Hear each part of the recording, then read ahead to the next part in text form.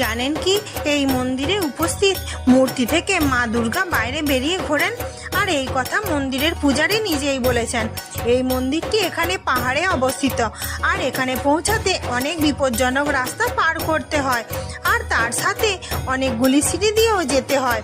মানা হয় যে এখানে অনেক ভক্তরাই মাতাকে নিজের চোখে ঘুরতে দেখেছেন। এখানকার পূজারীও বলেছেন যে উনি মাতাকে নিজের মূর্তি থেকে বাইরে বেরিয়ে এখানে ওখানে ঘুরতে দেখেছেন। যখন উনাকে জিজ্ঞাসা করা হলো যে মা দুর্গা দেখতে কেমন, তখন উনি বললেন যে মাতা চুলে ফুলের মালা, কপালে বড় টিপ আর হাতে লাল রঙের চুড়ি পরে পিছন ঘুরে দাঁড়ান। আর যখন পুনরায় দেখা হয় তখন মাতা ওখান থেকে অদৃশ্য হয়ে যান। এমনটি এখানে রোজ হয়।